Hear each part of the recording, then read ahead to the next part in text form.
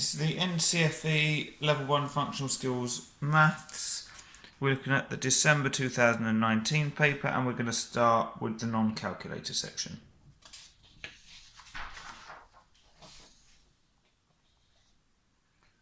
Activity 1. Starting a business.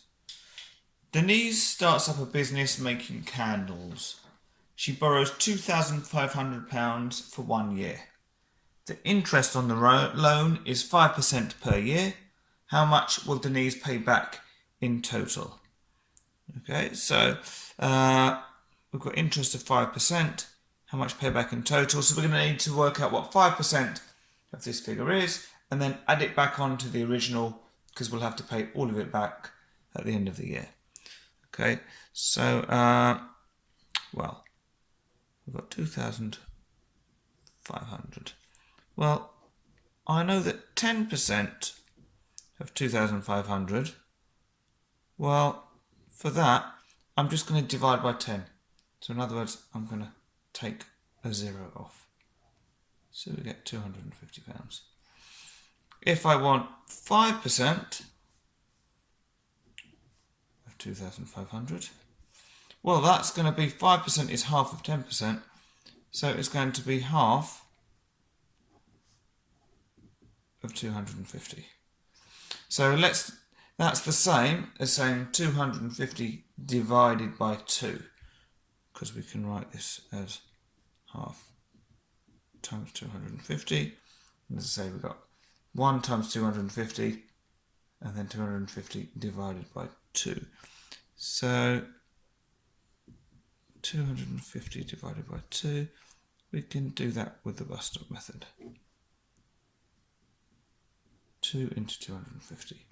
Well, 2 goes into 2 once. 2 goes into 5, 2, 4, that's twice, with 1 left over. And 2 goes into 10, 2, 4, 6, 8, 10, so that's 5 times.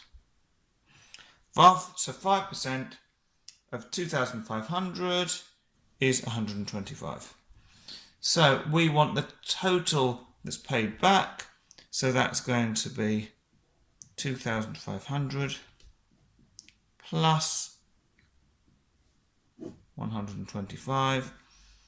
0 plus 5 is 5. 0 plus 2 is 2. 5 plus 1 is 6. And 2 plus nothing is 2. So we get a total of 2,625.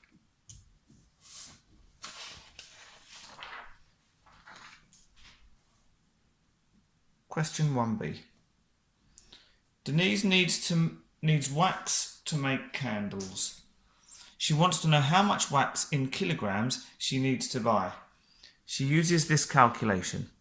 We've got 870 times 1.5 on top and 10 squared at the bottom.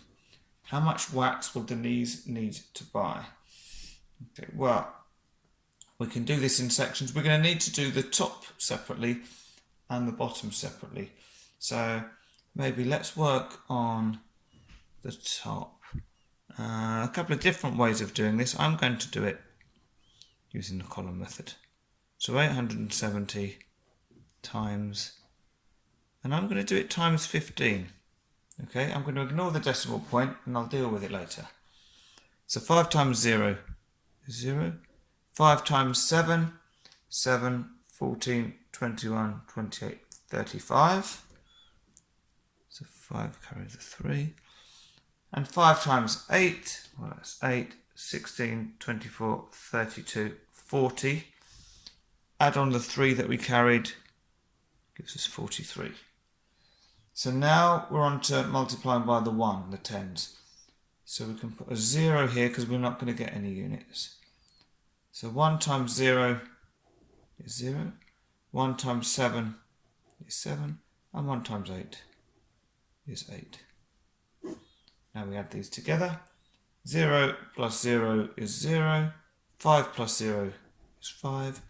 3 plus 7 is 10. 0 carry the 1. 4 plus 8 is 12. Plus the 1 is 13. So we've got 13050. But if you remember, instead of 15, it was actually 1.5. So there was one decimal place that we'd ignored. So we need to put a decimal place back in.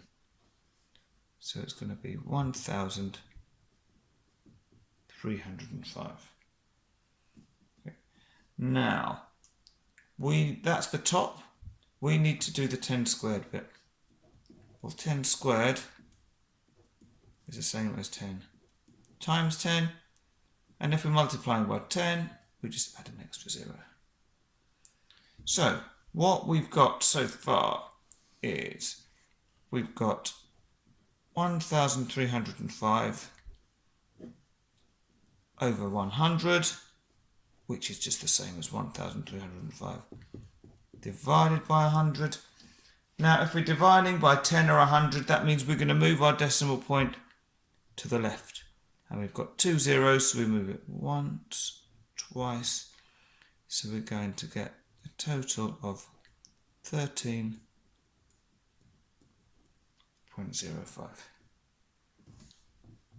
And that's going to be kilograms.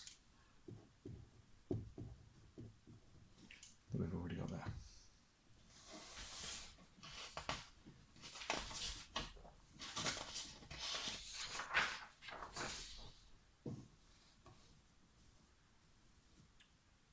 Okay, 1C.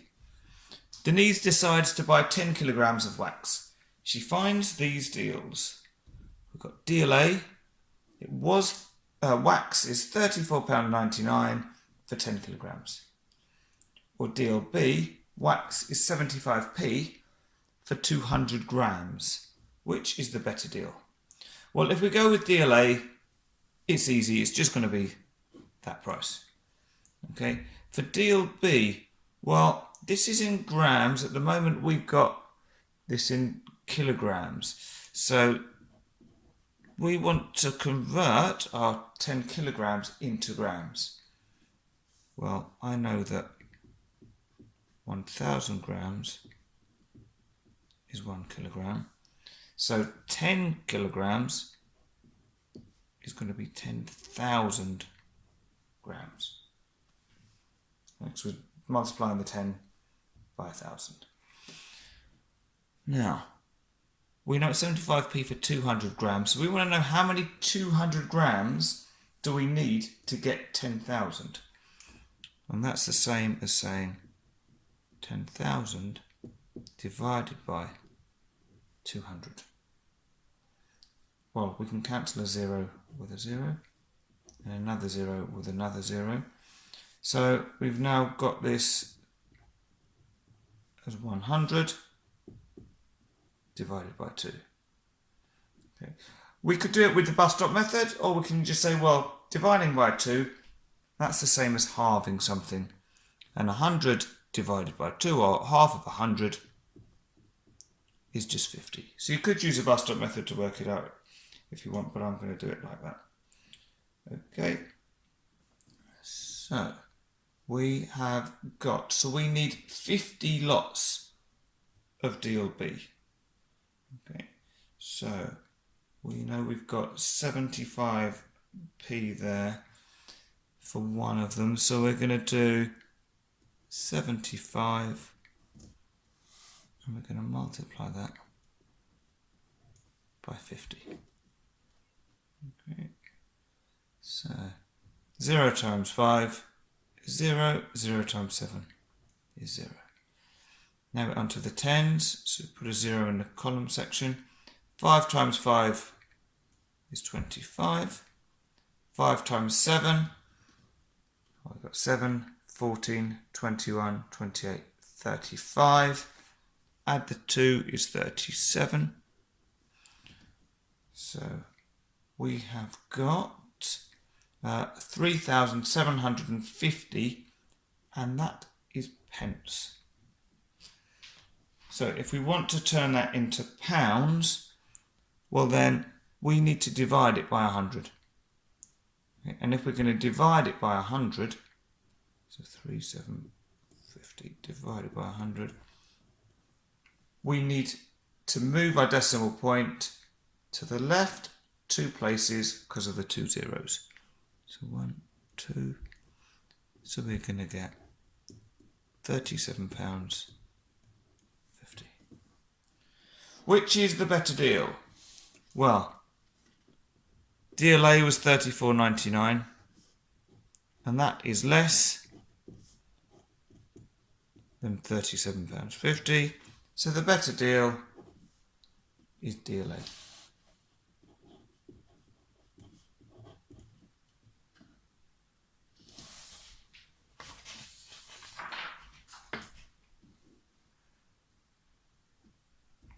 One D. Denise needs 30,000 millimetres of ribbon to decorate the candles. Write 30,000 millimetres in metres. Well, you can convert from millimetres straight to metres. In fact, there's 1,000 millimetres in a metre. But I prefer to do it in steps. I find it easier to remember. So I know that there are 10 millimetres in 1 centimetre. So if we do 30,000 divided by 10, in other words, we cross off a 0, we get 3,000 centimetres. Now I know that there are 100 centimetres in 1 metre. So if we do 3,000 divided by 100, so we cancel 2 zeros, we end up with 30 divided by 1, which is just 30 metres. And we can put that in here.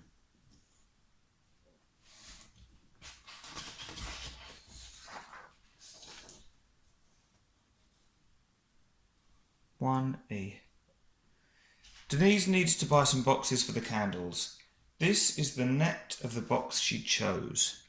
Okay, so by a net we mean it's a 3D shape which has been flattened out into a flat 2D picture, which you then fold up. Okay, this net is made up of 6 squares. Let's shift it down. What shape will the box be? Well, if there's 6 squares, that means that this length is the same as this length, and the same with all of them. So I know that if I've got, if I fold this up, this would fold up to here, this would fold up to here, this would fold up to here, and this would wrap over the top, and we're going to get a cube. Okay, really just need to kind of get used to knowing the layout of these. It could be a cuboid. A cuboid would be a very similar net, but the fact that all of the faces are squares means we're going to get a cube. If you think of like a dice, got 6 sides on the dice, all of them are squares. This is exactly what we're going to get here.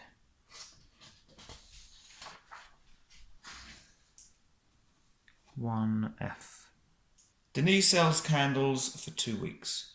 She wants to compare the number and type of candles she sold in week 1 with the number and type of candles she sold in week 2. After the 2nd week of selling candles, Denise wants to produce a pie chart to compare sales of candles from week 1 and week 2. This is the pie chart for candles she sold in week 1. And we've got this pie chart here. So we can see the blue ones, these are all the vanilla ones she sold. These are the lavender ones here. Cherry, she sold the most of, and linen are these sort of pinky lilac-y colour there. Okay. So, turn over for the question. This table shows the number and type of candles sold in week 2. So, vanilla, 85 of them were sold. Lavender, they sold 123. They sold 100 cherry ones and 52 linen ones. Draw and label the pie chart below for week 2. So we've got a blank pie chart down here. Okay. Right, so first thing I'm going to do is to see how many were sold in total, because I'm then going to need to use that to work out how many degrees I will need for each of my different types of candle. Okay, so I'm just going to add these up. So 5 plus 3 is 8, plus 0 plus 2 is 10. 0, carry the 1. Then 8 plus 2 is 10, add 0, and 5 is 15, add 1 is 16. To 6, carry the 1. And 1, and 1, and 1 is 3. So we've got a total of 360. And that's really helpful because I know that in a circle, I've got 360 degrees. So that means that I can use the number of candles sold to be my number of degrees that I need to draw my pie chart. So I'm just going to do them in the order that they come. So my first section here is going to be vanilla. And we've got 85 of them, which we've said is going to be 85 degrees. So I'll get my protractor. This is what we're going to need as we're dealing with degrees. And I'm going to put the cross there on the line, because that's going to be the centre of the circle. And line up the bottom with that vertical line there. And we're starting here and we're going to measure the angle this way. So we need to use the numbers on the outside because they're getting bigger. So 0, 10, 20, 30, 40. We need to go round to 85. 80 is there, 90 is there, so 85 will be in the middle. So I just put a little dot. And then to draw the actual line, I don't need it to go all the way out there. I can draw it in there. Okay. So these are going to be vanilla. And what I'll do for vanilla, let's do a kind of a squiggle for my vanilla ones. Now lavender, we need 123 degrees, so move this up. But now we're starting off with this line as my baseline. So this is going to be 0, okay, because my angle is going to come around here now. So again, we start at 0. We've got to go all the way around to 123. 120 is here. So 121, 2, 3. I think that's right. I'm looking. Yeah. So line that up with the centre. And again, I only need to come out to the edge of my pie chart. So these are lavender. And what should we do? Well, for lavender, let's do vertical stripes.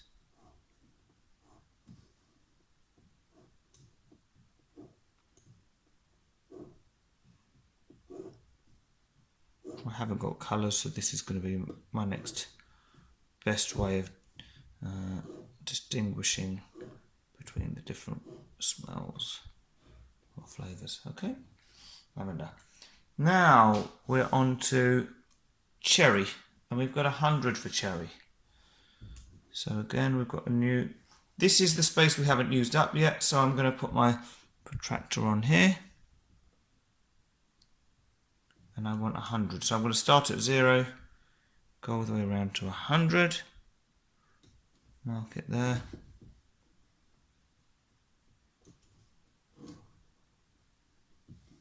So this is going to be cherry. How should we decorate this?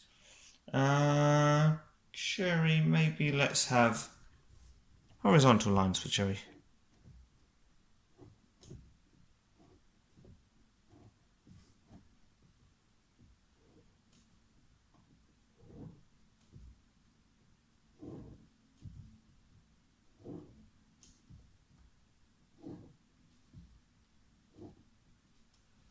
Okay, and the last one's linen. This should be 52 degrees. Let's measure that. That looks pretty good to me. Just over 50. So we don't need to do anything to that. And in fact, I'm going to leave it blank. We haven't used white linen, just white. Okay. And the question, make one comparison between week 1 and week 2. Oh, well, so week 1 was over the page. So maybe let's see, what was the most sold? In week 1, we sold the most of cherry. What did we sell most of in week 2? In week 2, we sold the most of lavender. So that's going to be my comparison. The most popular, what would we put? Type of candle in week 1 was cherry, we said. But in week 2, it was lavender. Okay, nice simple comparison. And that's the end of the non-calculator section. This is NCFE Functional Skills Maths Level 1, the December 2019 paper, and we're on to the calculator section now.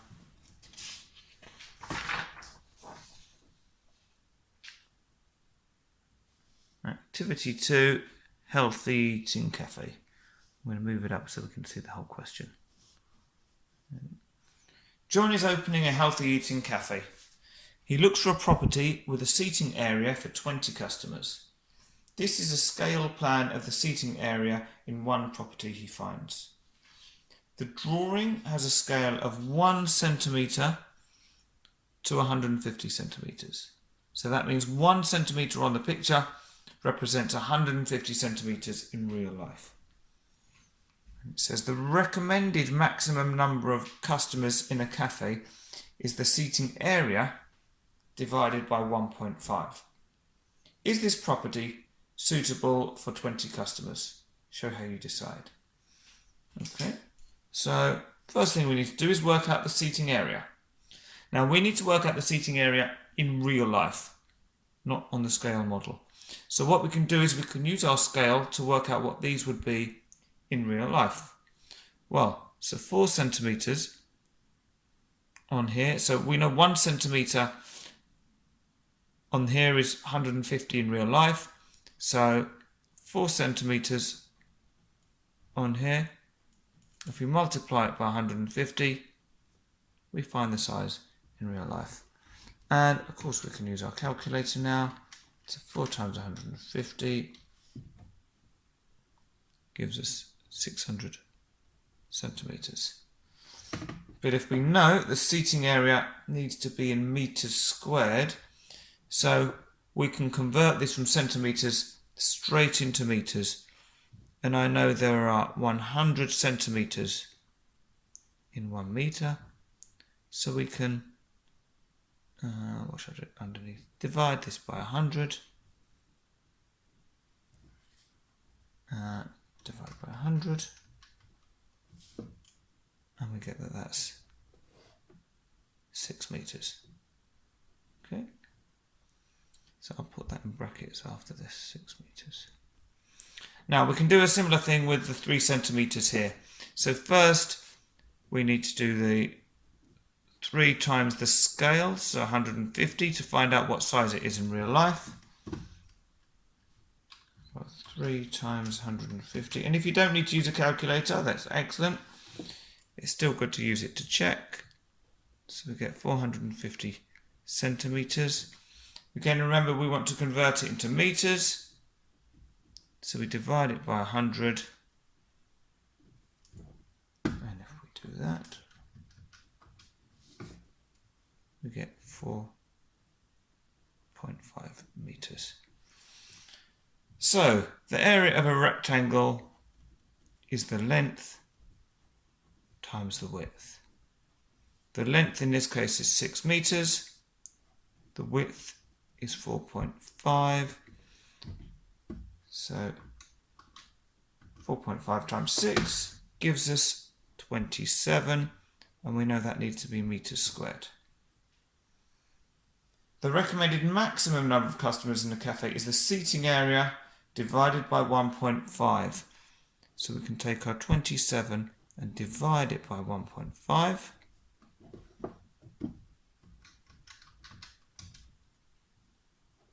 and we get 18. Is this property suitable for 20 customers? Well, 18 is less than 20, so no.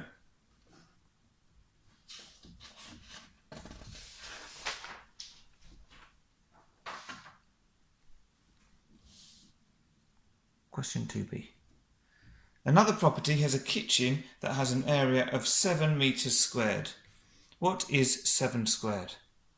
Well, 7 squared just means 7 times 7, which is 49. If you've got a scientific calculator, you can do it in there using the squared button, or you can do this on a normal calculator, or you can just use your timetable knowledge. 2c. John wants his menu to offer healthy food. He reads that 617,000 people went to hospital last year with illnesses caused by a poor diet. What is 617,000 in numbers? Right. So 617. So we're dealing with thousands. So we've got 617,000. That's it. I can put that down here. So it's good to write it up here, first of all, just in case you're not sure. Then when you're happy, put it in the box.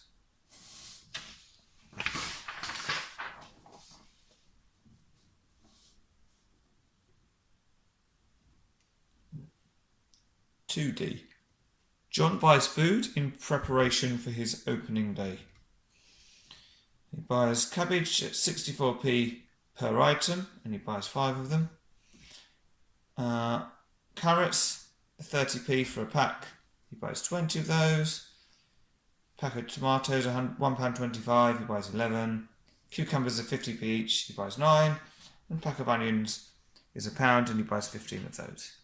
Complete the table to show how much has John spent.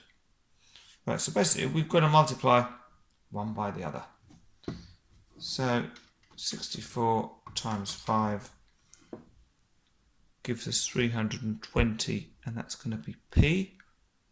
But I'm going to turn it into pounds and pence. So I'm going to divide it by 100, because there's 100 pence in a pound. And we get 3.2. Because it's money, we always have to have 2 decimal places if we're going to have the pence. So £3.20. Okay.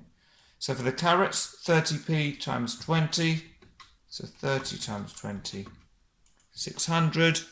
I'm going to write that straight in. That's £6. Tomatoes, we've got £1.25, and we've got 11 of them. We've got £13.75. Cucumbers, 50p each. We've got 9 of them. 450p.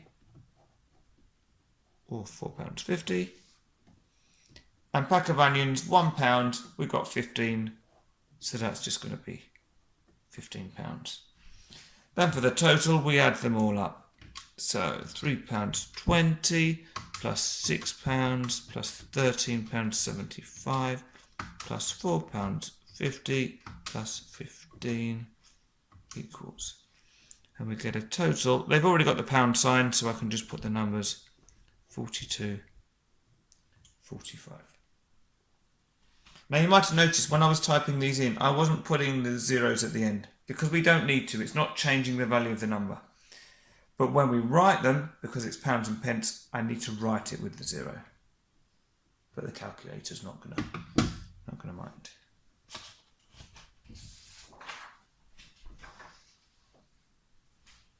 Okay, 2e. John fills a fruit bowl with 6 apples, 4 plums, 5 oranges and 3 pears. The first customer chooses a piece of fruit at random. What's the probability they choose a pear? Right, I'm going to write this probability as a fraction, and I'm going to start with the denominator. So how many different pieces of fruit have I got in total? Well, we've got 6 plus 4, which is 10, plus 5, 15, plus 3, 18. So there's 18 bits of fruit to choose from. What's the probability they choose a pair? Well, there's 3 pairs. So 3 out of 18. They haven't said it, but I can see this can be simplified. So I'm going to simplify it because I can see that 3 goes into 3 and 3 goes into 18. 3 goes into 3 once and 3 goes into 18. 3, 6, 9, 12, 15, 18. So that's 6 times. So always good to simplify it if it can be simplified.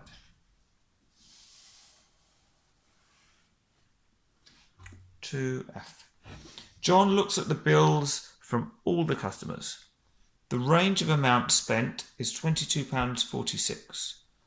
The largest bill was £24.56.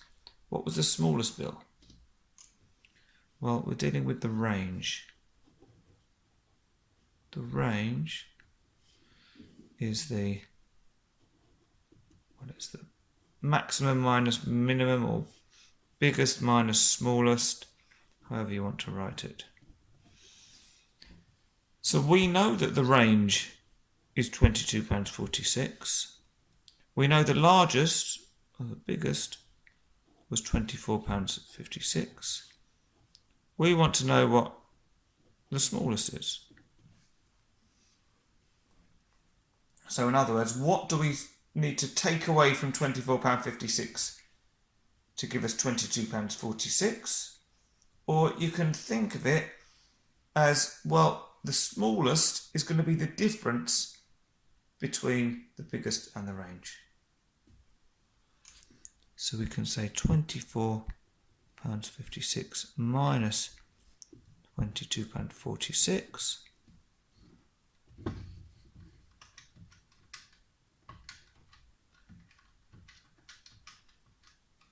And we get £2.10.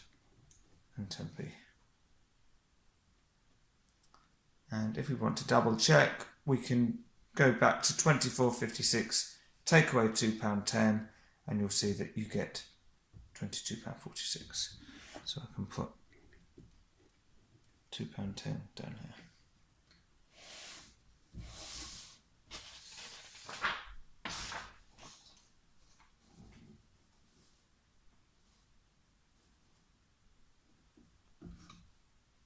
G. John asks his customers to rate the cafe. The customers give 4 times as many good ratings as excellent ratings. The customers also give 3 times as many excellent ratings as satisfactory ratings. 60 customers rated the cafe as good. How many customers rated the cafe as satisfactory? Right, so we've got 3 different ratings. We've got good, we've got excellent, and we've got satisfactory. Okay. So I'm going to draw a little table here.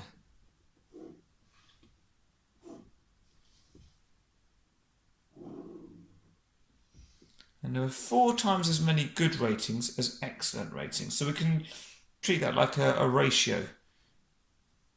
So for every time there was an excellent rating, there were 4 good ratings.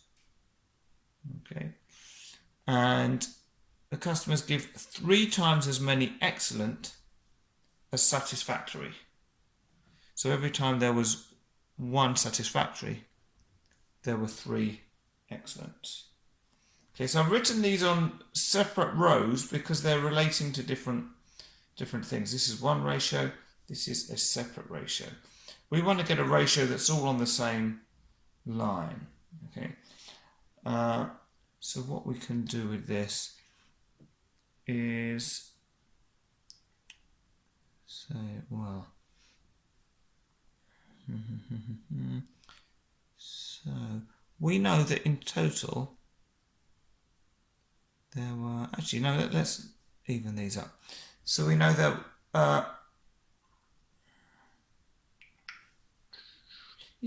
we know that there's 60 customers rated the cafe as good. So if we had 4 goods we want to find out, well, how many excellent or how many satisfactories would we had if we had 60 goods. So we want to sort of look for the multiplier. We want to say, what do we need to multiply the 4 by to get up to 60? Or to think of it in reverse, think 60 divided by 4. Okay. And 60 divided by 4 is 15. Okay. So we can multiply our excellent by 15. So every time we've got 60 goods, there would be 15 excellents. Okay. Now, satisfactory. Every time we've got 3 excellents, we've got 1 satisfactory. So how many times does 3 go into 15? Well, 15 divided by 3 is 5. Because really we're saying satisfactory is like 1/3 of the excellent ones. So if we've got 15 excellents, then we would have 5 which are satisfactory. Okay. I've done this to work out the full total, the full numbers for each one. They've only asked for how many are satisfactory. So it's just going to be this answer here.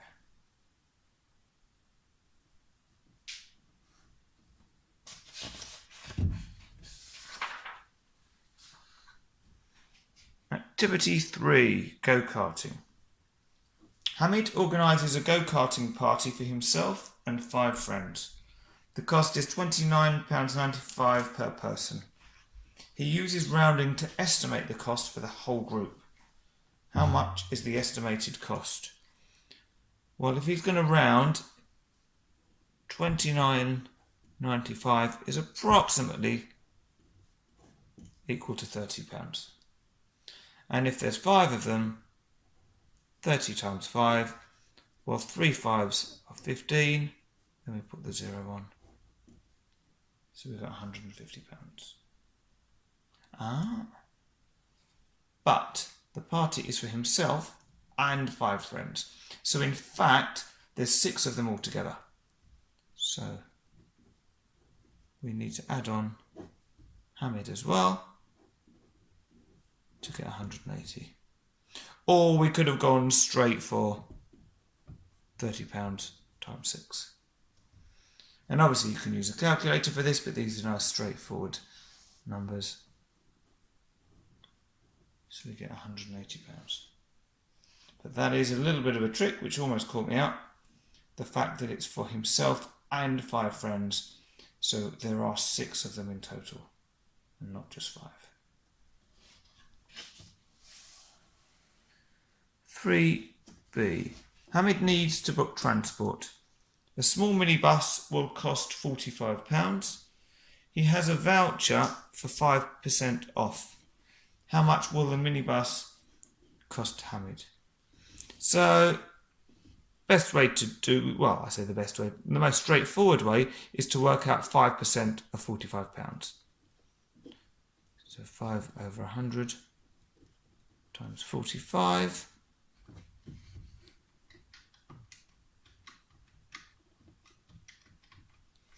Which gives us £2.25. And then we subtract that from £45.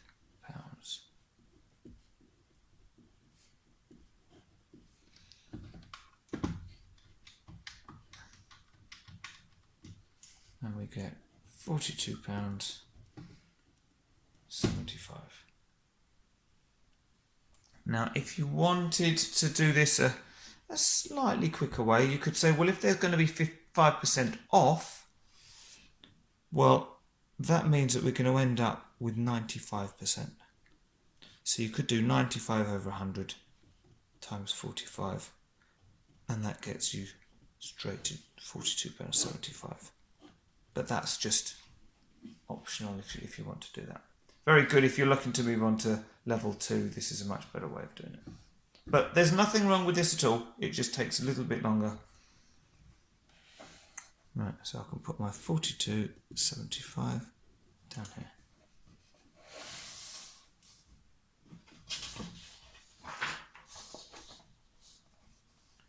3C. The safety instructions show a plan view of the go-kart. So plan view is looking straight down on top of it. And we can see it's 2 meters long, 1.5 meter wide. Hamid says that the go-kart is 1.5 meters high, 2 meters long, and 0.6 meters wide.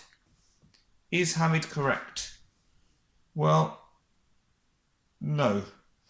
The main reason, well, one of the reasons he's incorrect is because we can't tell how high something is from a plan view. If you're looking straight down on something, you can see how wide it is, how long it is, but you can't see how high it is. Okay.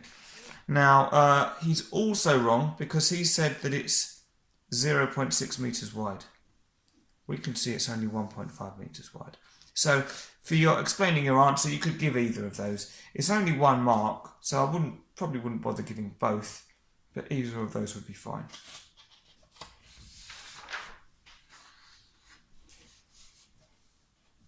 3D.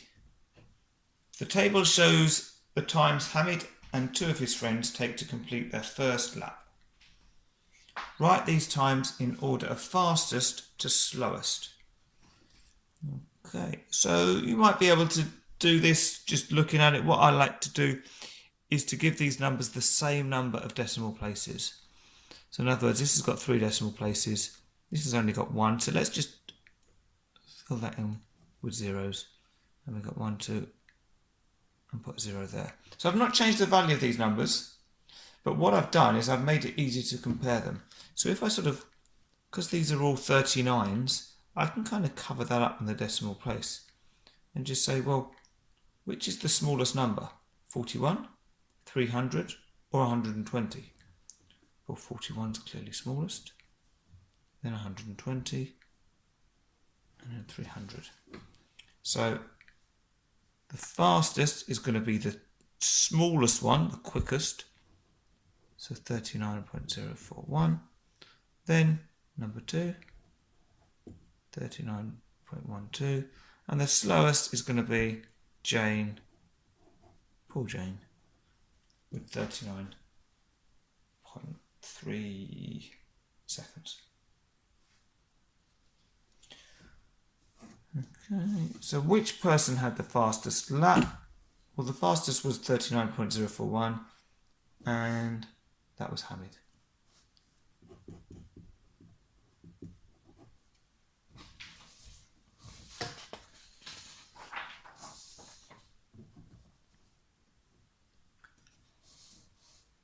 Hamid looks at the times on the leaderboard for that day. The times are in seconds. Okay, it's 26.52, 27.5, 28.9, 29.82, 30.18, 31.2 and 31.4. And they ask us to calculate the mean time. Well, mean, to work that out, we need the total, and we divide it by the frequency, or how many. So for the total, let's add these all up. So 26.52 plus 27.5 plus 28.9 plus 29.82 plus 30.18. Oh, 30.18 plus 31.2 plus 31.4. And obviously checking what you're typing in as you go, just as I am. And we get a total of 205.52. And how many have we got? Well, they nicely tell us we've got 7 of them. So 205.52 divided by 7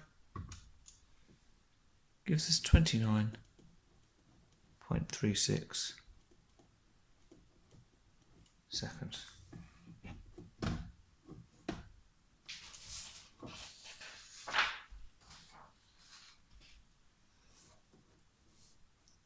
3G. Up here. Here are people's lap times in seconds over the last week. Using the, and we've got all of these 21, 34, 27, all of these values. Using the lap times, complete this frequency table. Okay, so we want to put all of these into here depending on if the lap time was between 20 and 25 seconds, 26 and 30 seconds, 31 and 35, or 36 and 40. So, I'm going to do it a bit like a tally chart. So I'm going to say 21, well that goes in here. 34, that goes in here. 27, that's between 26 and 30. 36, that's between these. 27 in here. 38 down here. 22, 30, it's got to be in here. 40 down at the bottom. 21 up here. 29 goes in here. 32, that's between 31 and 35. 20 in here. 26 in this one. 1, 2, 3, 4. So that's the fifth. 37 goes down at the bottom. 31 in this group. 22, 2, 4 in here. 33 up here. And 27 goes here. So I know when I'm doing a tally chart, if I've got a group like that, that represents 5. This is 5 plus 1, which is 6. We've got 1, 2, 3, 4 there, and 1, 2, 3, 4 there. Alternatively, what I could have done was I could have said, well, let's find all the ones between 20 and 25. I've got 1, 2, 3, 4, 5. Okay. And I could do it for the same. So it doesn't matter which way you do it. It's always good to check that your total agrees. So 5 plus 6 is 11, plus 4 is 15, plus another 4 is 19. Let's put that under the 19. And we got 1, 2, 3, 4, 5, 6, 7, 8, 9, 10, 11, 12, 13, 14, 15, 16, 17, 18, 19. So that's just a nice little check for us. And they say plot your results on this bar chart, which hopefully hasn't been filled in. So we need to do all of this. So they've given the title, lap times, and we've got to work out how we want to do our bar chart. Well, the most straightforward way is probably to have our frequency going up the side here. So frequency, so that's people. And our frequency, the biggest number we've got is 6. So we want to make sure that we've got at least 6 on our scale here. So if we start at 0, we'd have 1, 2, 3, 4, 5, 6. Yep, so we can, that's going to work nicely. Remember to always start at 0 and not starting at 1 at the bottom. And then along here, we're going to need to have our lap groupings. Okay, and we've got 4 groups there, so what should we do? Let's give them 2 centimeters for each one. So 2, 4, 6, 8. Yeah, that's probably okay. So this is going to be 20 to 25, 26 to 30, 31 to 35, and 36 to 40. And we can put this lap times, and it's in seconds.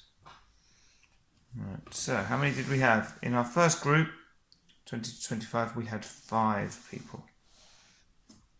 So we can draw a line to 5 and across there. The next group we had 26 to 30, we had 6 people. So we can draw this up to 6. Carry this side up here, across the top. Then the next two categories, we've both got 4 people. So we can go up to 4 there, and up to 4 there. Now with a bar chart or bar graph, you can have gaps between the bars if you want. But if you see the way I'm doing it, it's just quicker, just more efficient by not having the gaps. I don't have to draw so many lines.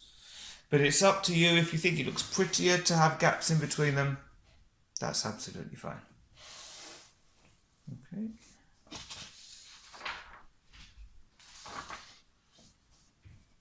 The 3H. The friends go to lunch after they have raced. Bethany has a voucher giving her 35% off. Ikra has a voucher for 2/5 off. Who has the better discount? So what they're saying is, which is bigger, basically?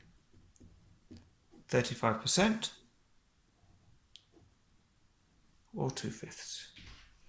Well, as we can use a calculator, what I'm going to do is I'm going to turn my 2/5 into a percentage.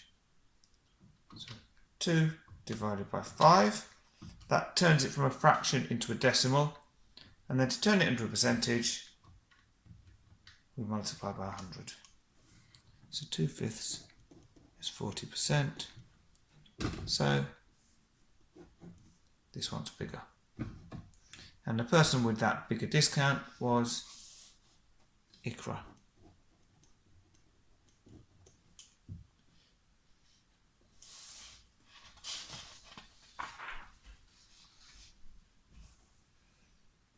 Activity 4, childcare course.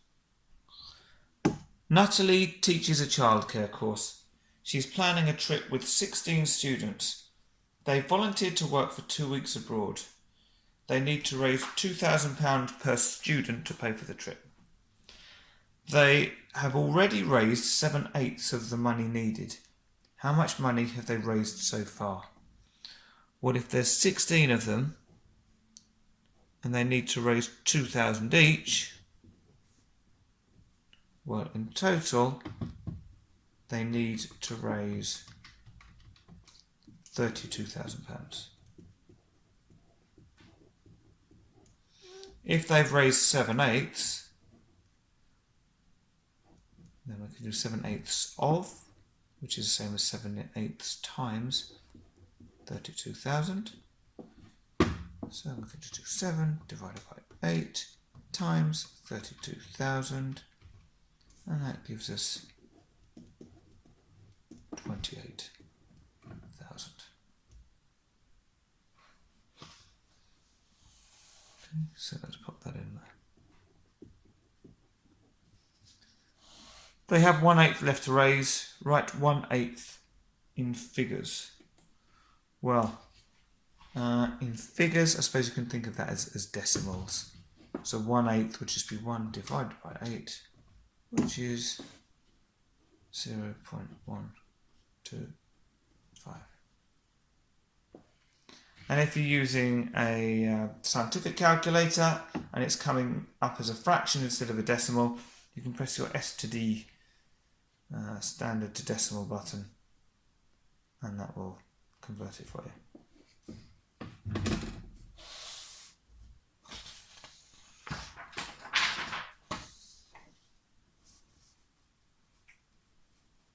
4C.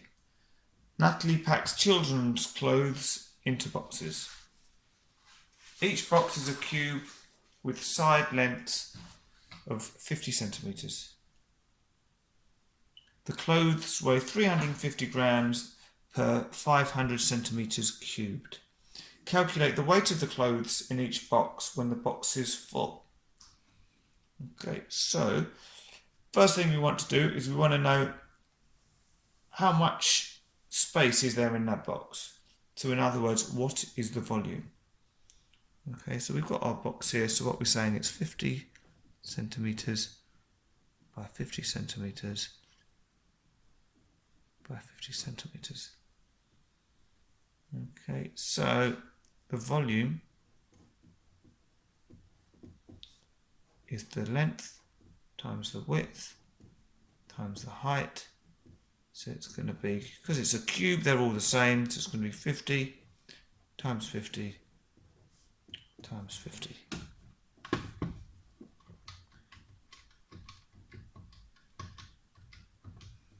And we get 125,000, and that's going to be centimetres cubed because it's volume. So we want to know how many 500 centimetre cubes will fit in this 125,000. Okay, because then we can work out the total weight. So 125,000 divided by 500.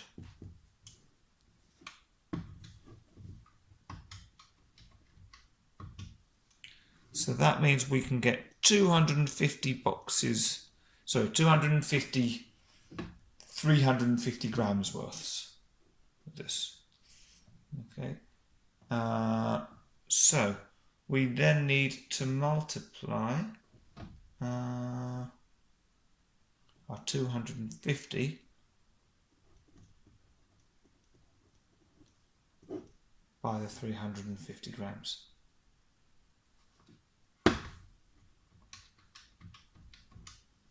And we get 87,500, and that's going to be in grams. Now, if we want it in kilograms, well, we know that there's 1,000 grams in a kilogram, so we need to divide this by 1,000,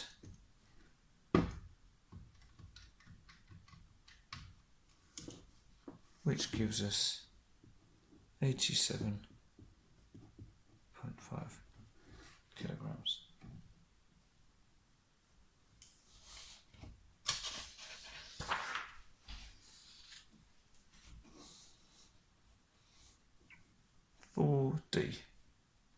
When the group get on the plane, the pilot announces that the temperature is 10 degrees at their destination. It is -2 degrees in the UK. What is the difference in temperature from the UK to their destination? Well, best way to work out the difference between two numbers is to take one away from the other. So start with the 10, and we take away, but we're taking away -2. So remember, when we got a minus and a minus next to each other, that's the same as 10 plus 2, which is 12 degrees. Or you can think of this as like a number line. We've got 0 here. It's 10 degrees up here. In the UK, it's -2. So this is a difference of 2 degrees. And this is a difference of 10 degrees. You add them together and you get your 12 degrees.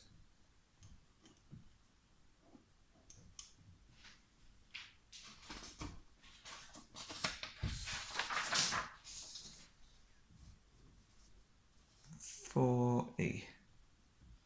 The volunteers are going to help children in a home.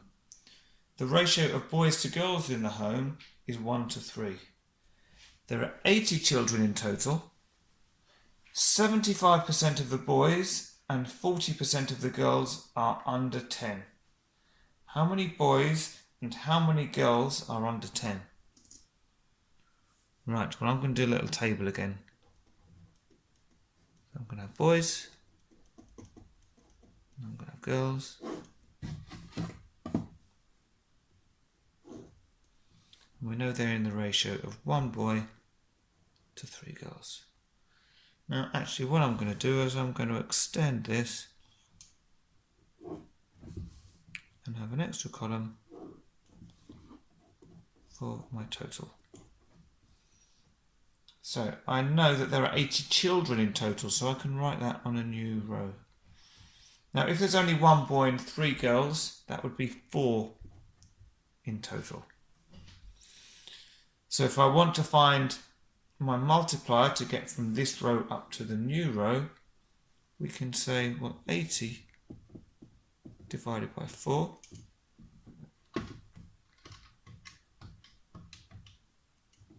is 20. So that means that's our multiplier. We'll multiply by 20. So we can multiply this by 20. 1 times 20 is 20. And we can multiply the number of girls by 20. 3 times 2 is 6. And the 0 is 60. And we can see that if we've got 20 boys and 60 girls, that's 80 children in total. Okay, so they'd already given us the total, but now we've got it split by boys and girls. We want to know how many boys and how many girls are under 10. Well, 75% of the boys are under 10. So we want 75%, so 75 of 100 of the boys, which are 20. So 75 divided by 100 times 20 means that 15 of the boys are under 10. Now only 40% of the girls are under 10, so that's going to be 40 out of 100, but we've got 60 of them. So 40 over 100 times 60, and we get 24 girls are under 10. Okay, so we can just put those in here. 14, oh not 14, 15 and 24.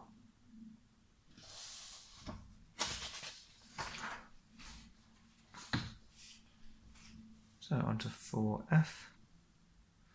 Natalie knows that only 60% of the children can write their name. She chooses one of the children at random to work with. On the scale, mark the probability that this child can write their name. So 0 would be impossible, 1 would be certain. So let's see, how many gaps have we got? We've got 1, 2, 3, 4, 5, 6, 7, 8, 9, 10. So if we're splitting the number 1 into 10 equal gaps, that means that each one of these must be 0.1.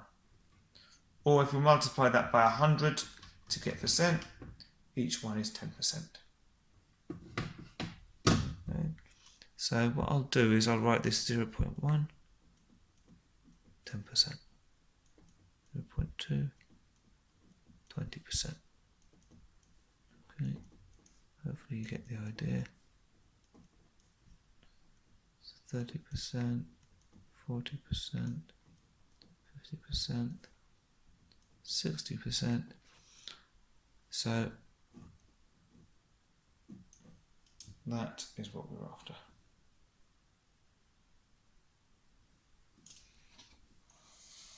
And finally, write 60% as a decimal. So if we want to turn it into a decimal,